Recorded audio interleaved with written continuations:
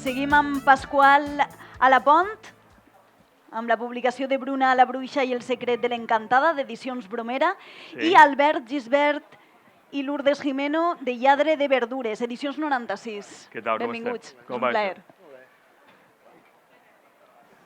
Aquest és el seu, sí, i aquest és el nostre. Veure, llibre infantil, que seria ja l'esperança, no?, una mica dels nous lectors. Pasqual. Sí, carregada de futur.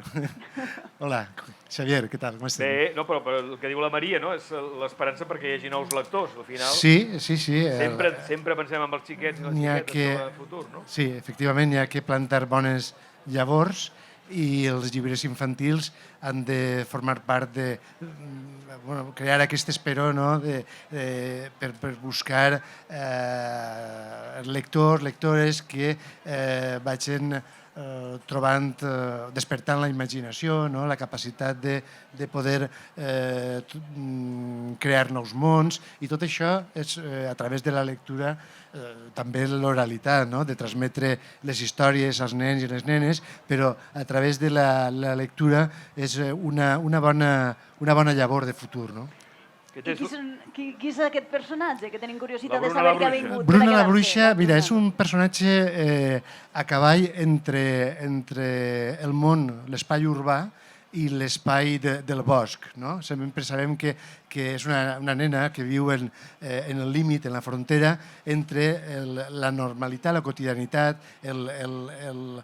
l'espai que pot trobar amb la classe, amb els companys i tot això, però també en l'espai de ficció, l'espai que hi ha més allà, el límit del bosc, tot allò que provoca l'imaginari i un món fantàstic com és representat pel bosc. Ella té aquesta capacitat de, a través de les visions o de la sensibilitat per copsar l'imaginari, té amics com l'Encantada o com els Donyets, que li transmeten aquesta capacitat de buscar el món de la màgia. Una cosa que tots voldríem, jo crec que això entronca en tot, tots voldríem tindre aquests poders de subvertir la realitat, i aquest és el poder de la Bruna. I de quina manera, al final, també treballeu? Quina és la metodologia de treball amb els il·lustradors? Com ho soleu fer? Li passeu el text, il·lustren, proposen, com ho feu? Sí, en aquest cas és molt senzill. La Viv Campbell, no? Viv Campbell. La Viv Campbell és una il·lustradora extraordinària, jo ho puc dir amb tota la tranquil·litat, perquè no està així entre nosaltres, però a mi em resulta fascinant, perquè, fixeu-vos, a mi no m'agraden en principi els dibuixos en els llibres infantils i juvenils, no? No? En principi, perquè crec molt en la capacitat que tenen els lectors d'imaginar, no? Però la Viv Campbell, i molts il·lustradors i il·lustradores per descomptat, però té aquesta capacitat de mostrar o il·lustrar un món amb el qual ens agradaria trobar-nos, no? El personatge de la bruixa jo crec que és fascinant. És capaç de transmetre l'ànima del personatge, no? I per això li estic molt agraït. Escolta, el tema que planteja, però, és un llibre infantil, però parla de l'especulació de l'entorn, no? Que no es defugen problemes reals d'ara mateix, no? Al contrari. Sí. Aquest és un poc també l'esperit del llibre, el que vol reflectir és, davant dels problemes quotidians, com podem ser capaços d'enfrontar-nos. I la Bruna té uns ingredients molt especials que la fan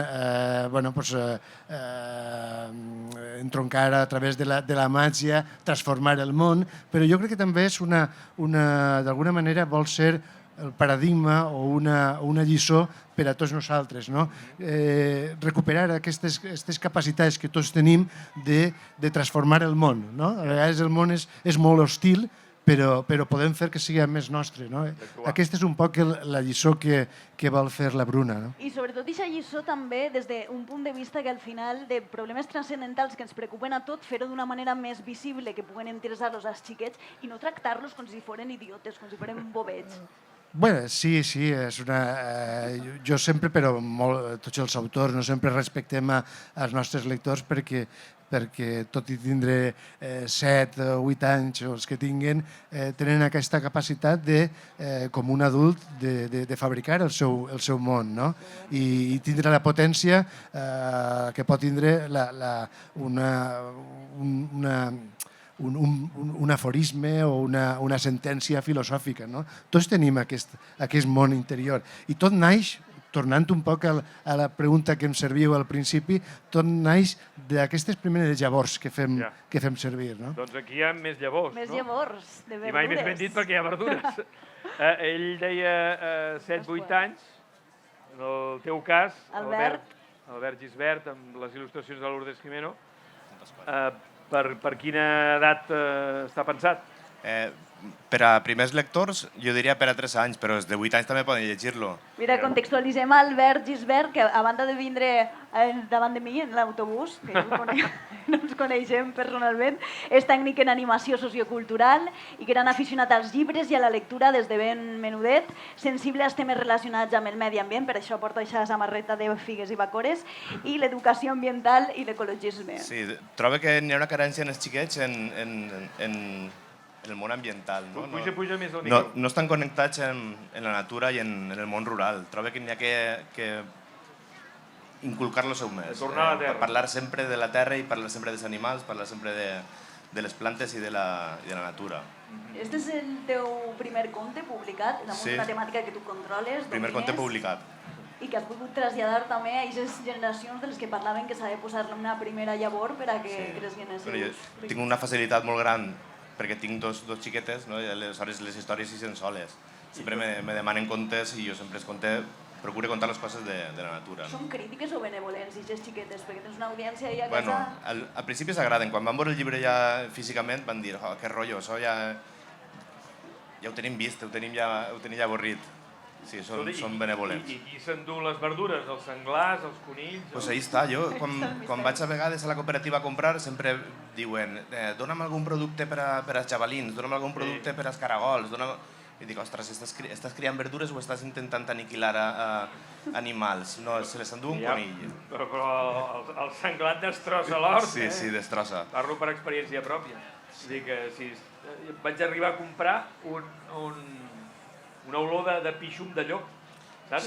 Com un repel·lent que diguis, no? Com que és depredador del... Sí, n'hi ha gent que va a les perruqueries a replegar el pèl per a poder-lo escampar per allí. Cabell, qualsevol cosa d'aquesta. Sí. Però una mica el teu missatge és justament aquest, de no voler eliminar ningú. Voler compartir. Trobo també, no sé, qui tinga gallines a casa ho sap, sempre cria un poquet més de verdura per a poder alimentar les gallines, i van dir, el conill vivia en el camp abans de que estigueren les verdures, doncs anem a cuidar-lo, no a exterminar-lo. No? El que volem és cuidar la natura, no anar exterminant-la. I ahir convides una miqueta al lector també a ajudar a buscar aquest lladre de les hortalisses. Sí, és un poc un joc, no? Van buscant les petjades, van buscant les pistes i al final les xiquetes ho troben. Als majors resulta un poc impactant, no? Diuen, com vas a cuidar algú que t'està furtant les verdures? Però els xiquets ho entenen. Jo dic que els majors igual ja no tenen el cervell preparat per a... Perquè els xiquets no estan tan contaminats, no tenen tants prejudicis. Tenen el cor més obert. Molt bé, doncs moltes gràcies per la vostra feina. Albert Gisbert, Pasqual Alapont, gràcies per la vostra feina en el món de la literatura infantil. Un aplaudiment per ells. I de seguida parlem ara del País Valencià. Entrem en el darrer tram d'aquesta matinal. Gràcies a tots dos.